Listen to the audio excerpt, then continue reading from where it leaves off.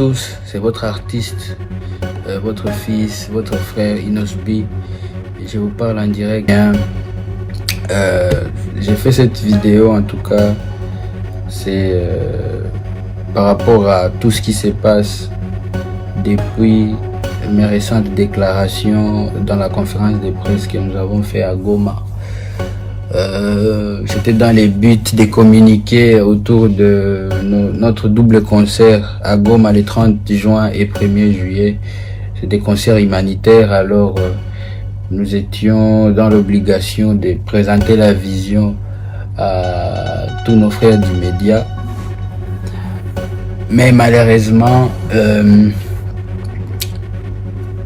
tout ce qu'on n'a pas prévu est arrivé par rapport à mes déclarations, comme vous le savez. Et je viens vraiment avec humilité vers vous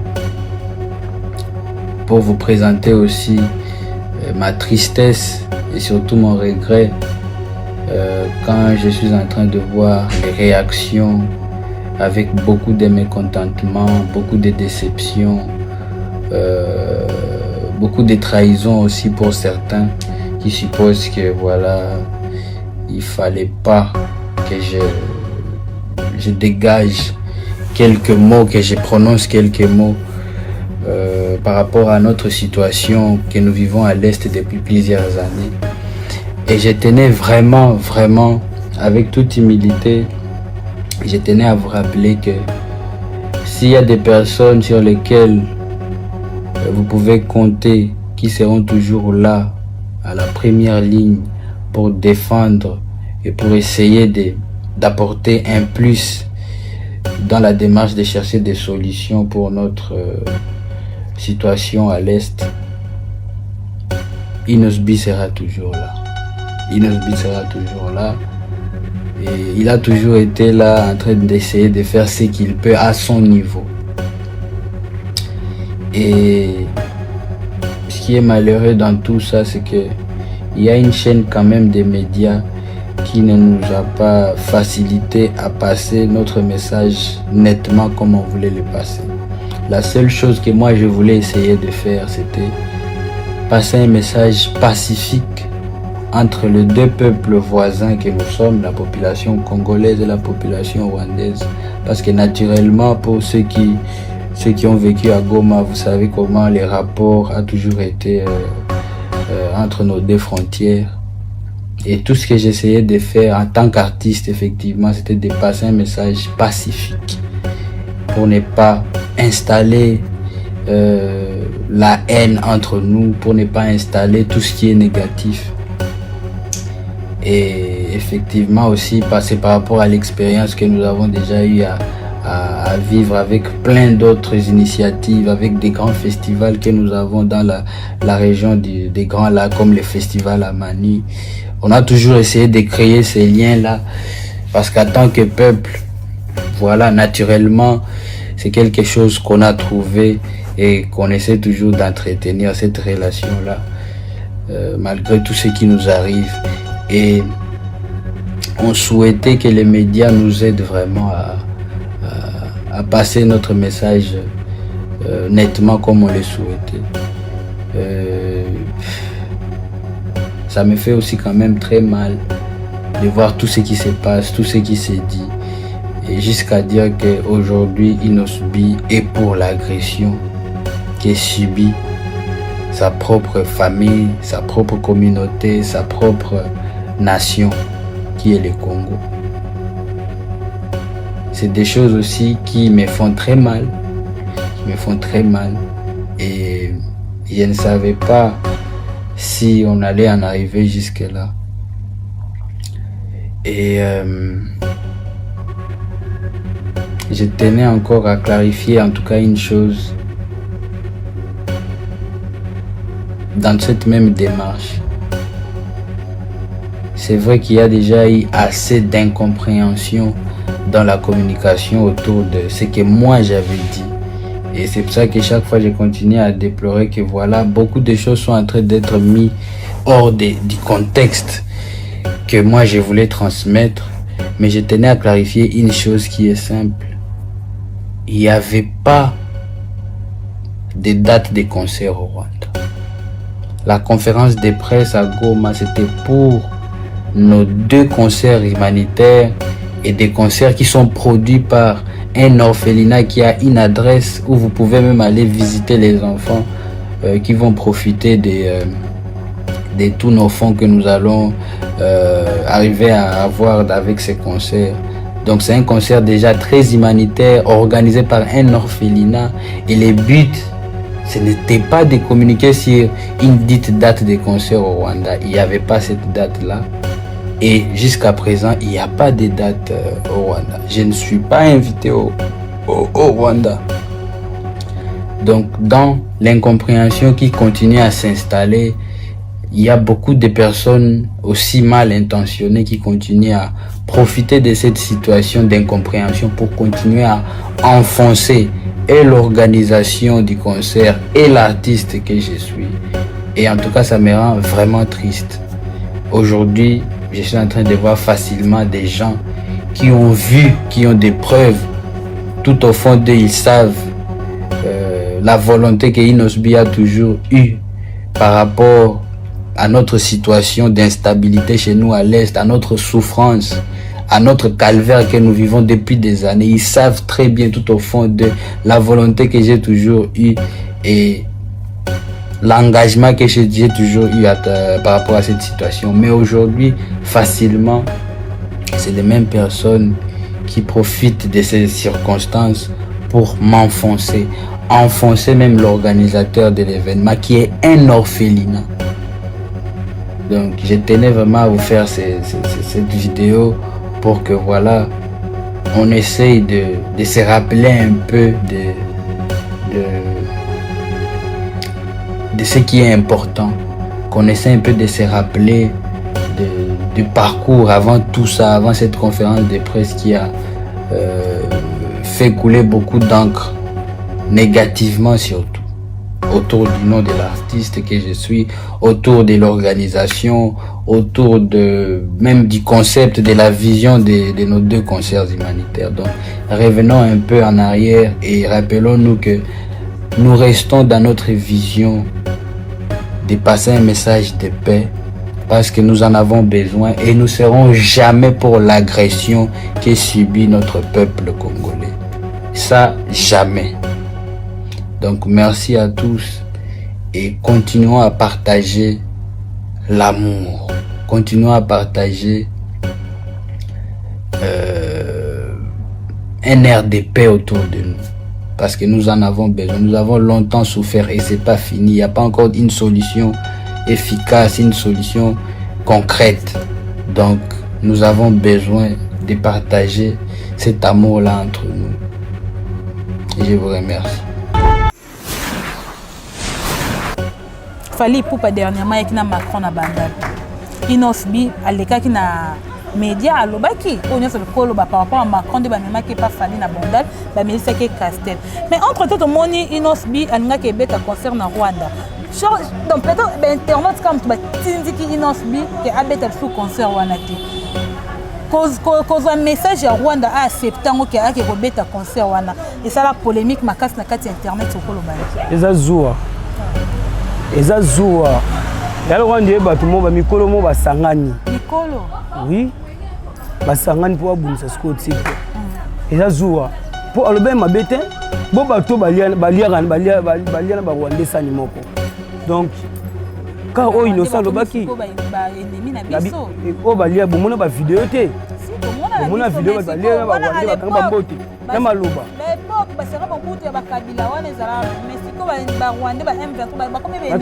kalate ba vidéo mo bato baolia na ba Rwanda oui kalate ba artiste musicien mususu ala innocent siko alongo l'esprit wana ko beta na Rwanda te altsaki comme projet matsaki te ki akene ko beta na Rwanda ko ba internet ba chauffa ke ba lobela ke mabe yango longo liango non ya te projet abi à la longue kenzu na Rwanda to ba ko bengisa na ko beta concert al Rwanda yeke donc il y a un projet exact qui habite na Robert en concert na Rwanda non ezaki projet oui si fallait artiste ngona Fali Poupa numéro 1 voilà kazu boss live ngaka so singa gogan ya banani bon mutu akobenga numéro 1 mpona minute oyo bagolo akobenga numéro 1 biso batiga numéro 1 baspectas ba numéro 1 alors que eza nini numéro 1 yo tolongole pani numéro 1 foye bakoyemba so boyemba te obenga numéro 1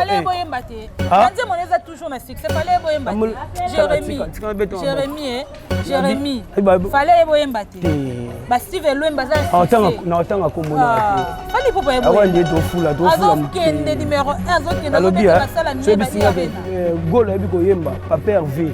Est-ce que vous comprenez que Moutou est bien? Bino ba innocent. Lelo oni bozana contre Fali pour passer la bino. Parce que patron la bino innocent dans le hôtel là même ta ba propos tenir et ne fallait accorder. Les premières années que biso ba tigre to ki parande ba petchua na te. Ba propos wana to mona ki ba congolais belé ba innocent azwa rwandais. Ba bimisi kutu ba photo ya ba koko na bango, ba bimisi photo moko ya grand frère ya na bango liboso innocent bomba kaye tout ba bimisi ba biloko mo ba arme ko to mujamba pe ba artiste belé aba lobeli ba kambango to ke no malem. Ya ba internet nyo sonde ba crash ki innocent bi azwa rwandais. Songa na sepela po anite na superstar. Va boya beta ngo poza azaki rwandais. Superstar va boya ngo te innocent ko beta ngo te poza rwandais. Mais tellement beta ki yango. Ça veut dire que wana superstar ezaki uniquement biso ba congolais. Abeti yango ngo confirmer que aza mwana mboka. Hein? Pour les ara 600 mutu et comme retourner mutema bato. Parce qu'il représente toute l'Afrique, tout le bar Afrique. Habitant innocent a qui représenter l'Afrique du Banda. Bonsoir sangote bota ba ni ba journaliste ni surtout ba code bolo belango te poani. Est-ce que monde qui aime sur erreur monsieur abino bota ba artiste na erreur. Zembo nini. Abi ba biloko wana opesa ba biloko wana ko betela uti ba kombo wana mobo opesa ba valeur. C'est mon robot artiste mo ceux qui peut-être na Congo azaki mbongo tunga sauter tout un niveau héros. Ah bon? Oui, pour moto moni mutu na jeune ya ba âge wana azo bunda déjà. Hein? Pour batu belé ba la superstar innocent ko ya. Ba yeba ki avec innocent a rozana valeur te. Ba innocent ko frapper ko oni va frapper bango. Te yesu kota mama rebo azo frapper bango. Donc on mona ka ke couple mo zo frapper ki jalousie ko moya. To bosa ne poto ko isai. Zo ande bazan batana te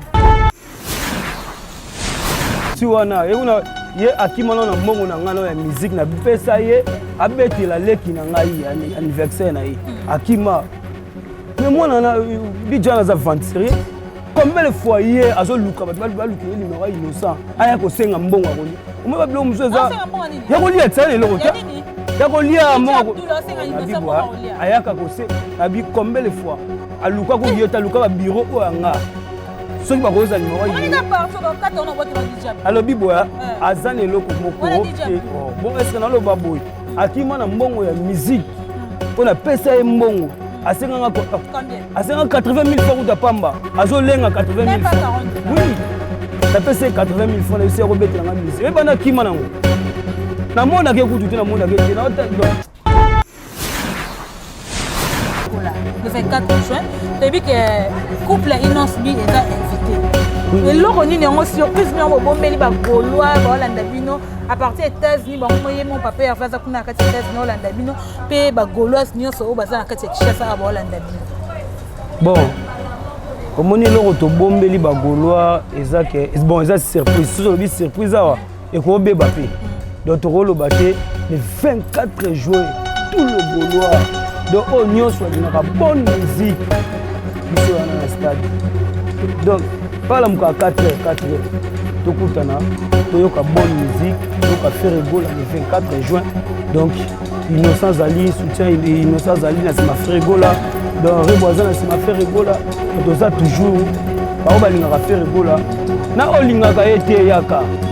Ngam na be mission, on est ce que ça yaka. Là, on va me passe au place.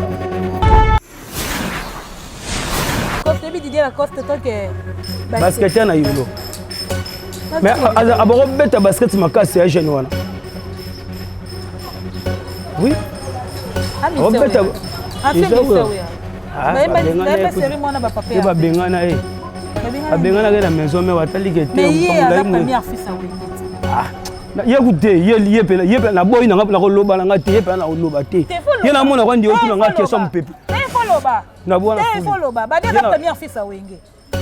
oui, comme tu as présenté na Idiofa, à la première fille ça il faut loba.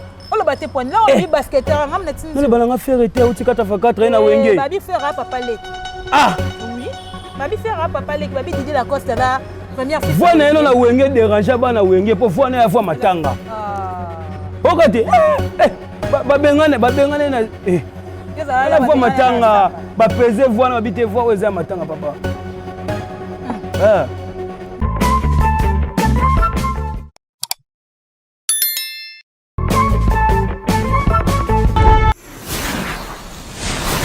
Je suis Bella de votre présentatrice sur BCTV officiel. Très chers amis internautes, bonjour.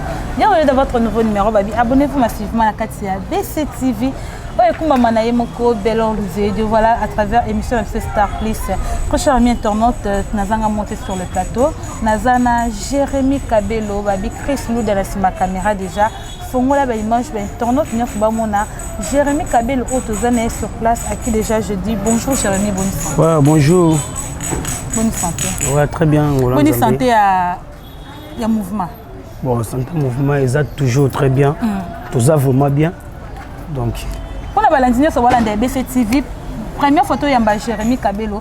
Bomi tuna mingi Jérémy Kabelo c'est qui? Asala nini ate Kabelo azanani do bomi tuna basango ebele bele. Sika na epsomno que Jérémy Kabelo aza porte-parole à innocent. Naza sur na banda ko bokamwe bo fongo minongo innocent comme na porte-parole. Jérémy Kabelo bete epsono li solo momki parce que toyebi ba patron ba groupe basé belé, toyebi jibem piana, toyebi do basé belé manga to ba porte-parole na ba minene bakanga e bakanga bisika ba to mona ba mosaka kanga déjà kota jibe to mona sankara bekuta déjà kota wera kanga toyebi pe kota fali pe ba porte-parole déjà bakanga kanga fabrica to mona Gina PMF. Sikoyo Gouane porte-parole. Ils ont dit parce que si l'orchestre minene aurait pas innocent, bon il était innocent peu à ça la fierté de la musique congolaise mais tout le monde ba oh et baza likolo et ba niveau likolo tiki bon kititi et pas innocent bien la 5e génération pourquoi? Bon alors que ça biso batika to bomba maki. Ah boza batika. To bomba maki to linga to tala mayela bato. Ah OK. O ba osala. Bon alors que innocent aza artiste mobo ya munene na mboko. Aza donc donc to bandi ko tsaba parmi ba artistes. Azali omona donc pourquoi pas to beta masolo na été omona artiste munene na mboko innocent oyo moko yebi nayebi donc nayebi te yango lelo ngai na ye naza tigre tous les tigres nyonso to na sima ferregola le 24 juin donc toza na stade siko otika ba orchestre nyonso pourquoi c'est même pas innocent c'est ça ma question.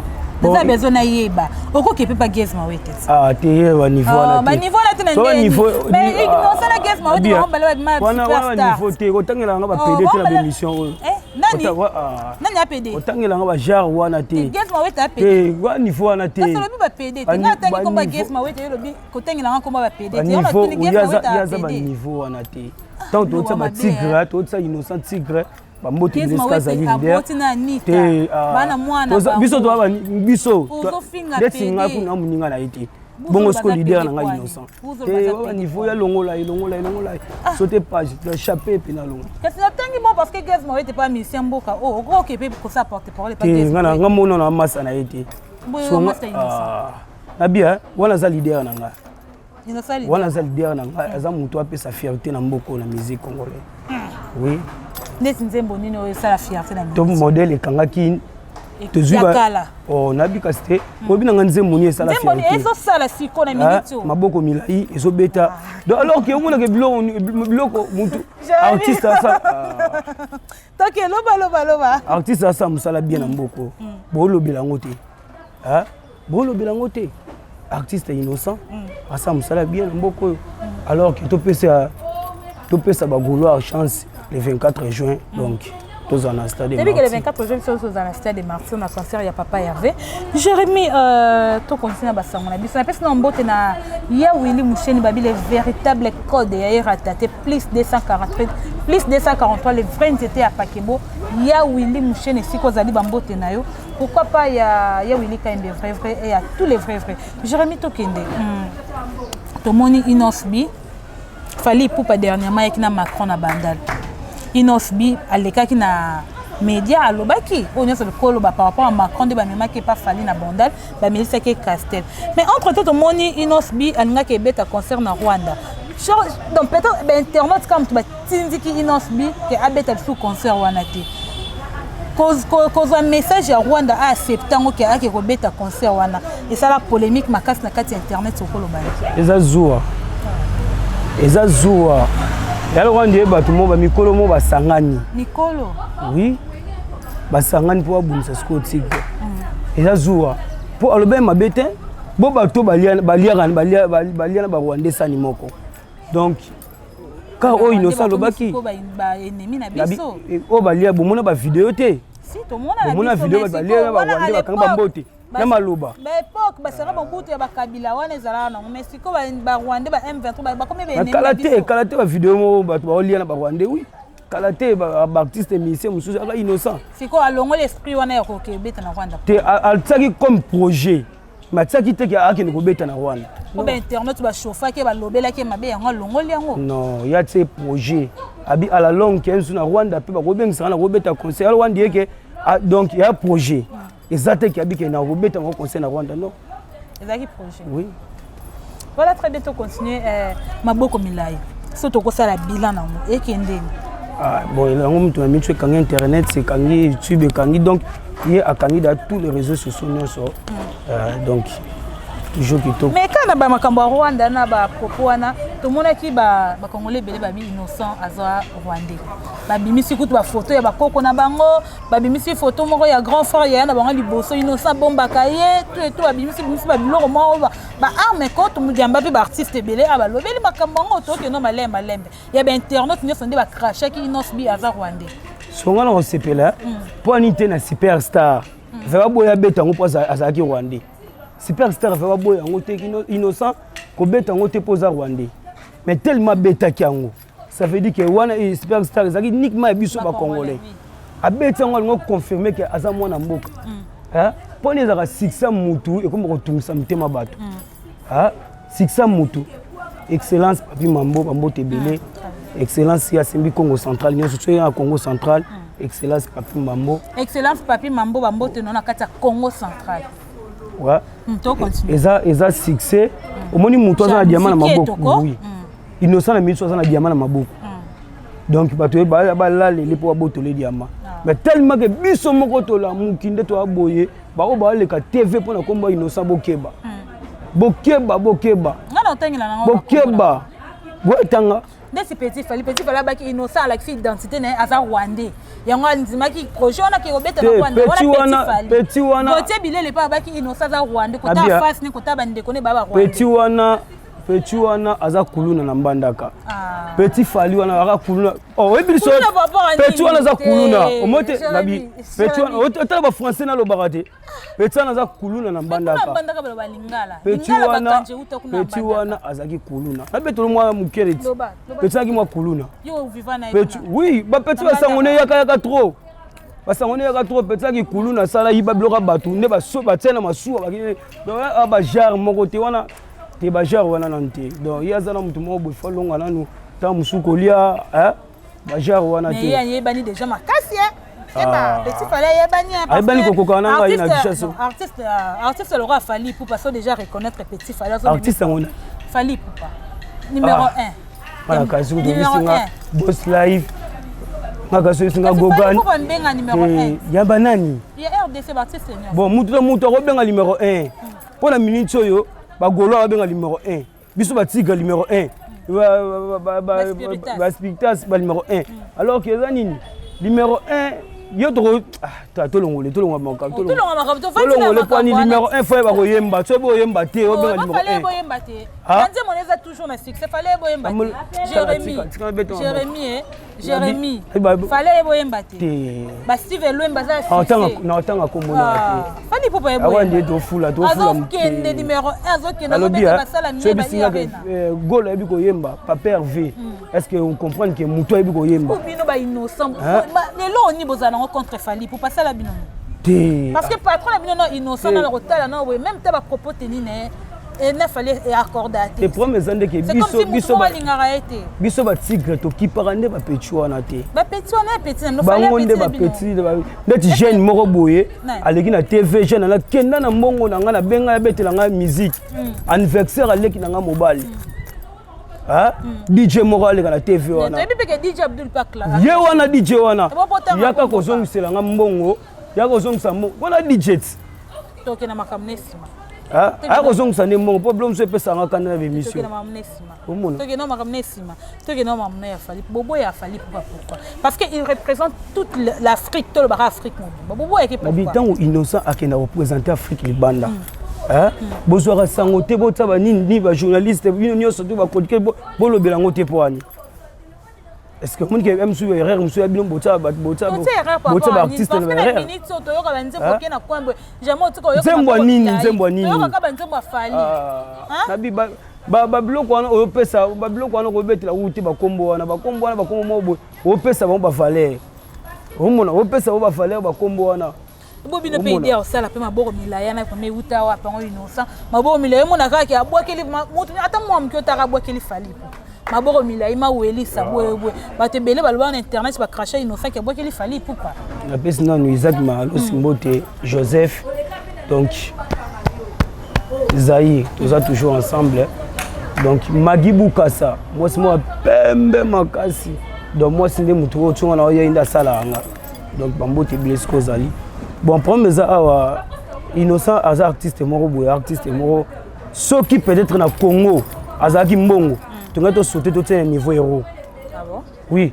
Pour moi, tu moni mutu na génie, yaba ajouana, azo bunda déjà. Hein? Pour batu bele bebe na superstar innocent koya. Ba yeba ki avec innocent, a rosana valeur te. Ba innocent ko frapper, ko oh nini. Va frapper bango. Sous côté maman rebo zo frapper bango donc on a que couple mo zo frapper qui jalousie comme moria to ça ne peut to ko isai zo ande bazan batana te mais ba propos tenir to côté DJ Abdul Albaki par rapport à innocent aza rwandais pourquoi ba tiens ba critiquer ka rwandais pourquoi ba nyonso ba vendre la ka innocent za rwandais mais bino côté na bino ba tigre bo défendre kai DJ Abdul a tenir ba propos mo ba bi innocent za rwandais bi c'est vrai identité na tout un Jérémy tout le belon maintenant la makambo ponga pe na comprendre tenga na bi ka innocent za congolais na bi ka gagner la superstar en 2010 à 11 à l'époque a gagné ka mais ba tu critiquer ka rwandais pourquoi biso fait bi ka muta Goma.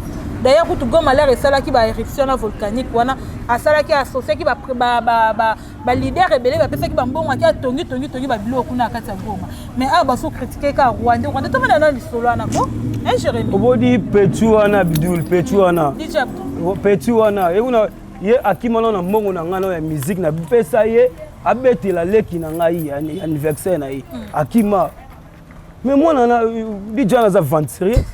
Combien de fois hier azo luka baluki numéro innocent aya ko senga mbongo akoli omwe babilo muzoza ya kolia tsane le kota ya kolia mbongo na bibwa aya ka ko se na bi combien de fois aluka ko yeta luka ba bureau o anga soki ba koza numéro innocent on est parti dans 4 ans on voit que na DJ alo bibwa azane loko moko bon est-ce que na lo baboy akima na mbongo ya musique on a pesa mbongo asenga combien asenga 80 000 francs ou pamba azolenga 80 000 francs oui la pesa 80 000 francs c'est robetela nga mise e bana kima nango na mona ke kutu te na mona ke te na donc to chaper baba to wana baba niveau wana to tsa baba niveau ino biso mo kutu nga moko yeyo donc tigre a okoma na nte bongo sko leader longo la chaper. Voilà, Jérémy Toki de Marambouya, Firegola, le 24 juin. Tu as vu que le couple Inosbi est invité. Mais l'oroni n'est pas surprise, mais on va bomber les Gaulois, Holandabino, à partir des États-Unis, mon papa a fait un peu de États-Unis, Holandabino, puis les Gaulois, ils sont au bazar à Chassa à Holandabino. Bon, comme on est là, on va bomber les Gaulois, bon, c'est surprise, c'est surprise, et qu'on va bapé. Donc, on va le battre le 24 juin. Tout le Gaulois donc oh nyonso alingaka bonne musique biso wana na stade donc kala muka 4h tokutana toyoka bonne musique toyoka faire rigolo le 24 juin donc Innocent Zali soutient Innocent Zali na sima faire rigolo donc reboisan na sima faire rigolo to ça toujours ba balingaka faire rigolo na olingaka ete yaka ngam na bengiso yo mona sikoza yaka yako ka mutima passe au pesa après papa Hervé to cause la paix Innocent bi beta stade de Mars mais ya moko ba projet na biso ah bon ya moko ba projet ya pa moko ba est-ce que non papa Hervé ba tumsu balo ba ki papa Hervé automne 17 par rapport ya collègue na Fali Poupa parce que tout le monde a concert héritier watana ba beta ki za benza kati ya so tokolo ba bien hein concert ya kabino moko abeta ki kati mayemba ki bien finalement ce que za nini koyemba na plein nga journaliste avec survie pe na kota na batch na journaliste yo ngala bite bino moko biki azalaki kati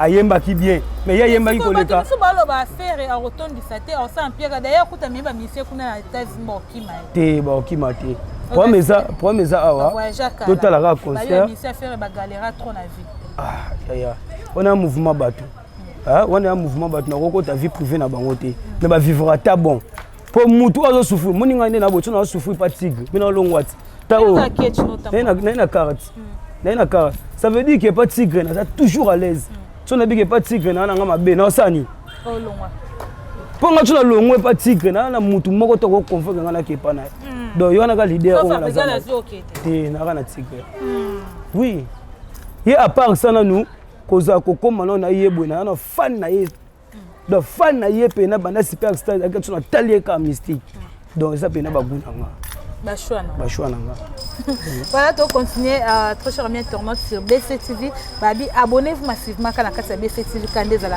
belenge beaucoup to mais to moni c'est rigolo batile libaye pa ancien collègue na ya wenge musique à maison mère ebi ka bossé ebi te ka bossé oui ka bossé wapi ebi ka bossé te sans toi ba kombo moni lo na biso ba kombo musu de leka ba ka bossana ba ka bossé nga na yiba ka bossé tango ba otika na ba pétrole na bakala parce que na habité ba ka bossé na habité au ça différent ou un musicien ou un pétrole to ndenge ta yo moko Jérémy oui internet boyo singo pamba alobi nini nga alobi nini ka te ka pétrole alobi nini et puis que ka bossa vie na nga alobi nini émission oyo Jérémy quand vos anciens collègues moi na wenge maison mère abeta ba ferré abeta ba Didier la coste koloba kota maison mère te koloba kota maison mère te po ye aza mutu moko o azaki ye ayembaka lokola akosala nani lokola dakumuda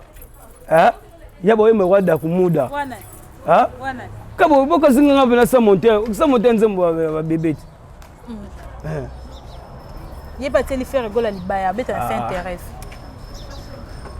ye na tana été on a tana été bon na tana été nani Didier Lacoste te il passe à teli faire gola libaya te yo atika basket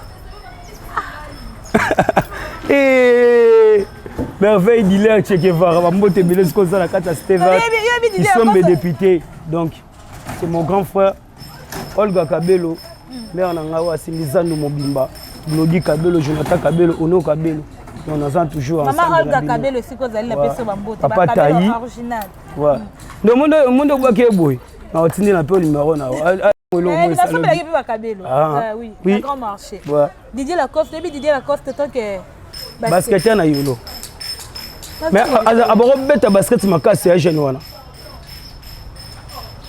oui beta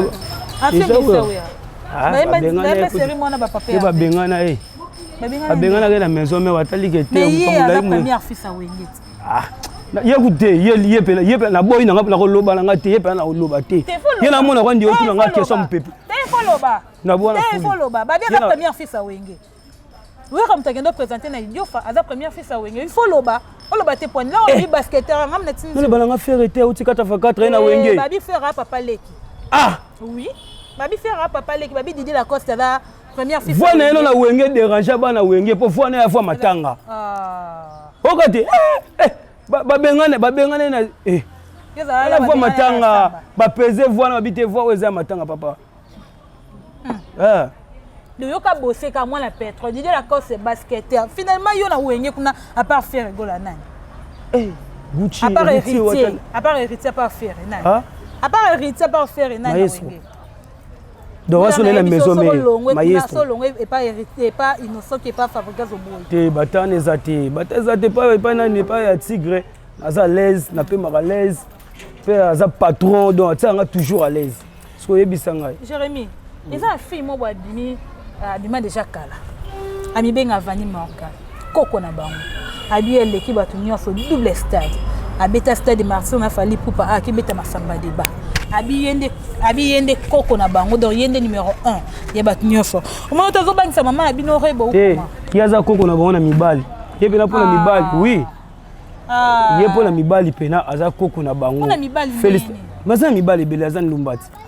Ba niveau wana amona muninga asala fierté mboko abeta musique pana ndeko libala na ye omodeza yesu kwaza libala innocent pa bala été quand même tout ce qu'on oyebi projet na biso innocent peut-être à Saint qui rebo koti libala oyebi projet na biso oyebi projet na biso te bato musu babanda tokobala babandi kolala banzembo ayembelaka mwasi ya nyonso yo mona esika latisa mwasi alias abala continue wapi omona vidéo la kisa tomona na posa vidéo kala bale continue tomona continue bale tika badimension na ba okoka ngo te mo badimension ya mai na mafuta kosangisa ngo te donc bongo kosangisa mai na mafuta te abike rebo a voyager te rebo azala okapi undeni avandaka na Kinshasa a déplacera te loko te to ebika rebo auto voyager a même pas un mois auto qui na jet privé na Brazza donc pona ye moko lobi pona ba propos na ye alobela ki rebo ngo rebo azwi jet privé ke Brazza mais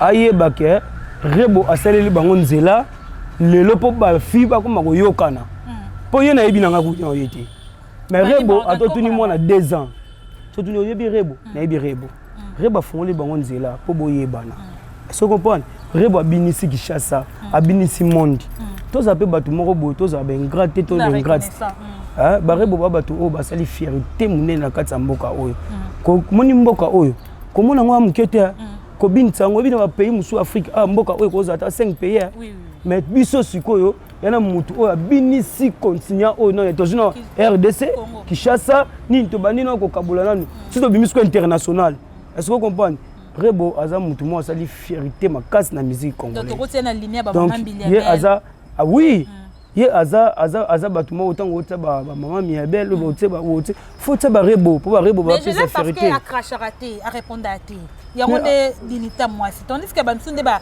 critique kenga vraiment koto penza la linga rebo chilo a répondre vraiment té na ba question ba mais rebo propos tenu ba to finga kai a ko répondre ndenge nini wana moi ça silence moté o eleka wana silence na esko yo ba luka loba pour silence rebo a répondre bon ka silence ba loba monda boy bakoloba komba rebo ata na 25 émissions donc occupé bino te occupé bino te donc bongo voilà prochain internet de BCTV officiel to comme déjà rechuté mabanga no kande zala ke loko to tuna ki ote ozaki na projet olobela dernier bon faut bobeta concert wapi bon na minute na minute yo tozana ba concert ebele le 30 juin na Koko Jambo tozawana tous les fans nyonso o palingaka ba goloa o palingaka o héritier Watanabe to kuta le 30 juin na Koko Jambo to ya kopesa makambo après simandi na kopesa o makambo o kolanda na kazo robi après sima ndenge ba PD ko na kazo robi olobi na bongo te ba PD ba bango kuna ba PD bi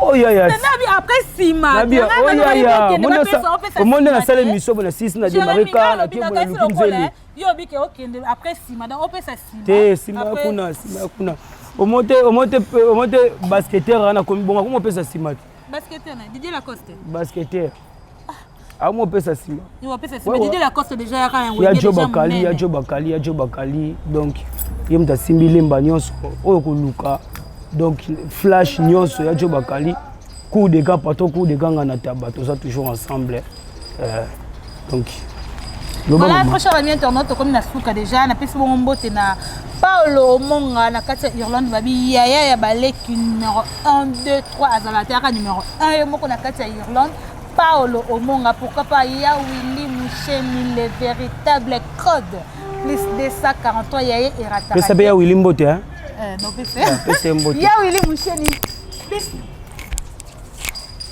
Ya Willy Moucheni plus 243 le véritable code Yaye Ratakate Balobi Obengi Ozimbala Moko directement Ya Willy Moucheni le véritable code les vrais étaient à Pakebo. Merci beaucoup à l'assistance de Joyce Tumba. Merci beaucoup à Chris Louda avec ma caméra. Merci beaucoup à Ben Willy les Gabonais. Pourquoi pas Daddy RBG. Merci beaucoup à Chris Lula. Merci beaucoup. Silité Bron. Bron Manzaka wasa fierté na Cité Verte yazo bongsa ba chéri nyonso. On a pesimbo te pa ya Fenanga Juma. Ngana taba Jérémy Kabelo na ba Cité Verte wana donc batu nyonso wana posalia amela tso na Cité Verte ba relaxer Jérémy Kabelo en tout cas.